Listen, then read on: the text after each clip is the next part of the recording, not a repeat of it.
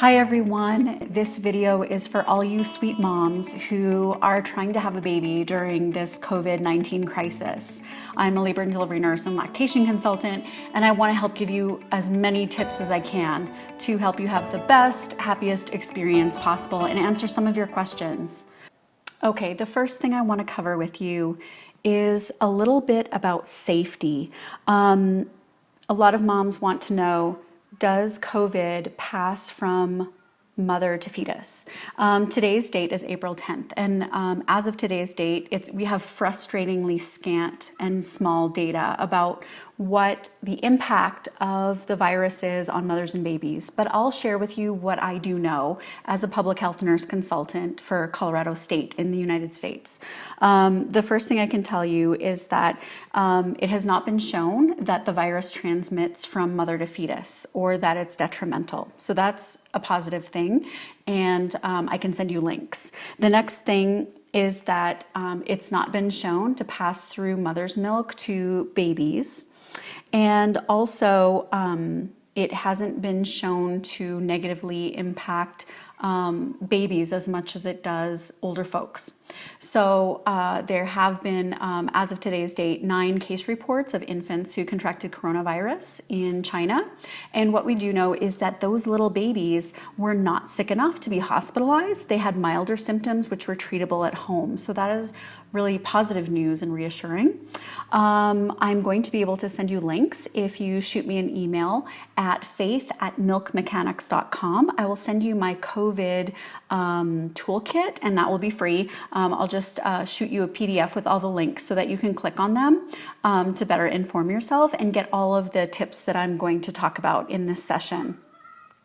The first thing that I want to discuss is to search yourself as to what is actually important to you during your birth.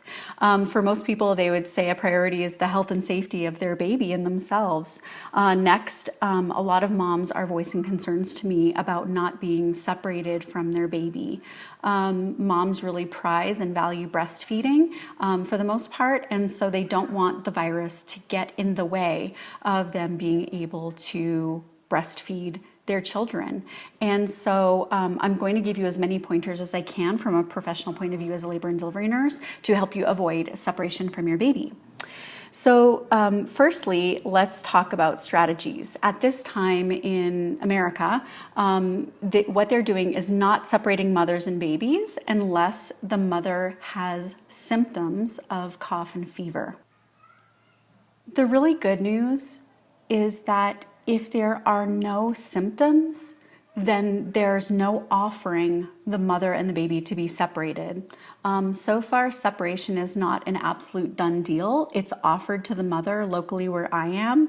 And so I always ask you to consider and weigh the pros and cons of mother-baby separation, which I personally think might be more detrimental than helpful. Another thing before we move forward that I want to make sure you're aware of is that this should not substitute for medical advice. You should always consult your midwife or doctor about what's appropriate for your care. And these tips will not apply to everybody. They're just some things to think about when you're delivering and trying to avoid mother-baby separation. So my first suggestion is to keep your baby as close as possible to you. Babies are actually born sterile with no bacteria or viruses on them for the most part. And what that means is that whoever they land on or connect with first, they pick up the flora off that person or object. And so what I can share with you is that when babies are allowed to be on their mother's own skin, we call it the outer womb, right after they're born, they pick up all of mother's good positive bacterial flora rather than picking up hospital germs, which tend to be more negative in nature and pathogenic. So the other thing is that the mother's own milk does seed the baby with good bacteria and immunobeneficial cells and sets up the baby's immune system. So never forget that mother's own milk is medicine and that it is the first step to the baby having a very strong and robust immune system. So more parents' germs and less hospital germs on board, the more the baby's exposed to the parents, skin to skin, and picks up their good flora, the more real estate that good flora takes up and the less hospital germs take up in their body. And so the more skin to skin care those babies get, especially the first 24 to 48 hours, the better it is and the better they colonize positively with the parents' germs. If the mother's unavailable, the father, partner, or other family member would be an excellent choice. Another thing to think about is that when babies are separated from their moms, they become stressed. And that's just something to reflect on, because we know that when babies become stressed, their immune system lowers. And so the more that we can keep mothers and babies connected, the more positively their immune system will reflect that reality also. Let's talk about reducing the risk of the COVID-19 symptoms, which are fever and cough. Wouldn't it be a shame if a mother was in the hospital and got a fever that was caused by something else, and it was suspected that she had COVID-19 and her baby was removed from her unnecessarily? So I'm going to give you some tips now as a labor and delivery nurse that will hopefully reduce your risk of the symptoms of COVID-19 that would just be an artifact from things you can control in your labor. Remember that this is not a substitute for medical advice. It's just some strategies and ideas. So the first thing that I wanted to mention is to limit the mother's exposure to the virus. So really following those public health advisories and the last few weeks of your pregnancy, especially protecting yourself from being exposed to the coronavirus. The next thing would be that, I don't know about where you are, but right now in America, it's the time for hay fever, and a lot of the trees are blooming and there are lots of allergens in the air. And so I would recommend that expectant mothers treat their allergies so that they don't arrive at the hospital coughing. Next, the less IV fluids you receive when you're in labor, the less risk you have of fluid overload. And fluid overload can result in coughing. So, how do you reduce your IV fluid overload risk? Well, one of the things you can do is have a shorter labor. Having your labor induced artificially just for elective reasons, just for convenience, rather than a medical reason, prolongs the labor.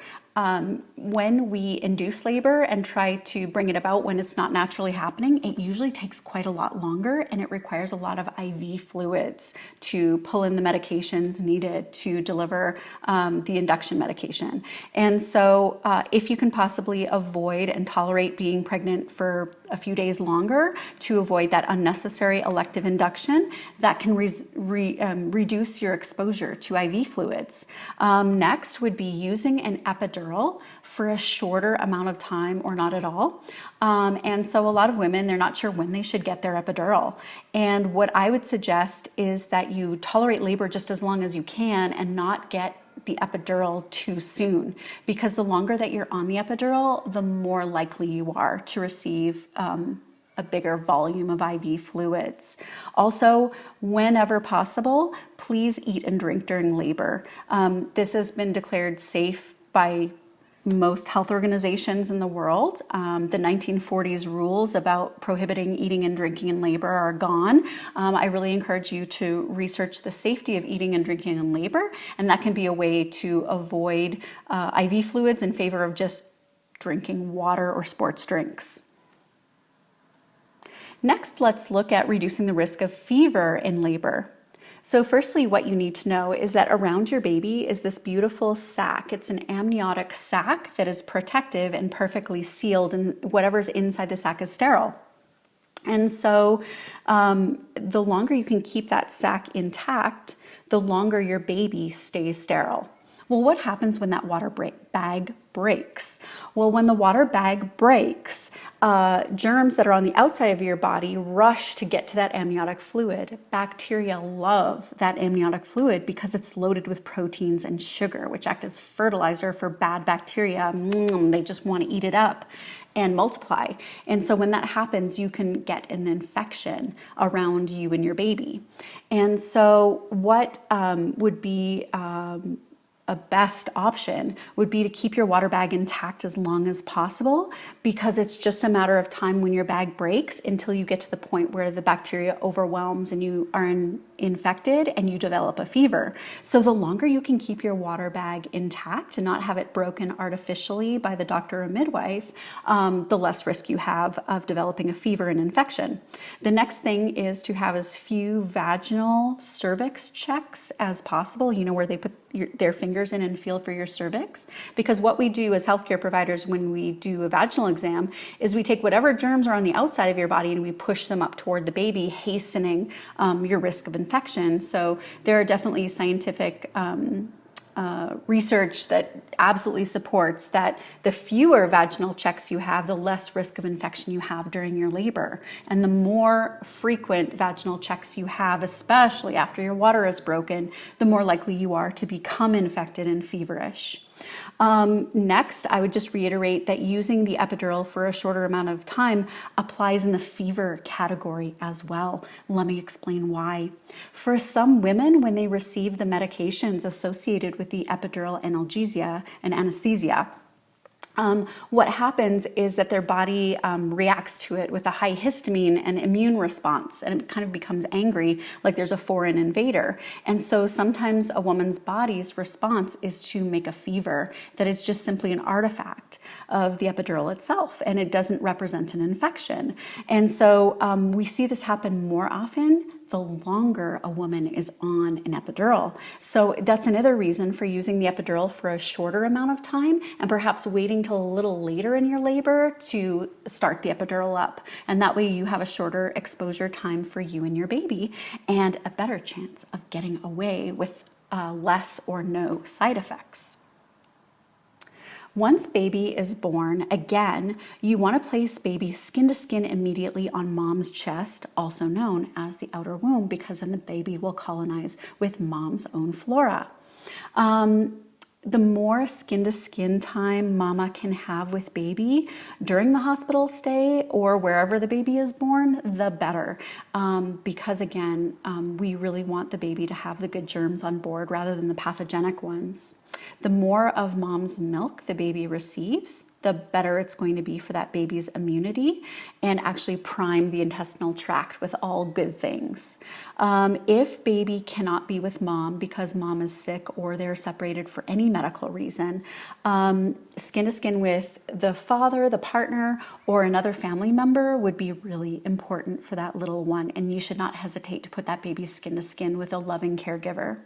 If mom cannot make milk right away, we want to get that milk factory going as soon as possible. And what I mean by that is that within the first hour of the birth or as close to it, we want to start that milk factory in production.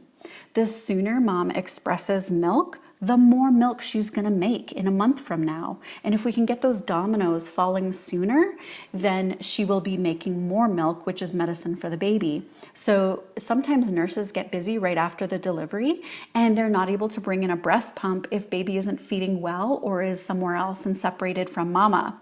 So what I would tell all ladies to do is within an hour of that baby's birth, to just go ahead and put your hand under your gown and just squeeze your nipples with your fingers. Just start doing a little bit of squeezing and stimulation, because what that's going to do is that's going to start revving up your milk factory to get milk production happening so that you get more milk sooner, faster, and more of it, like I said.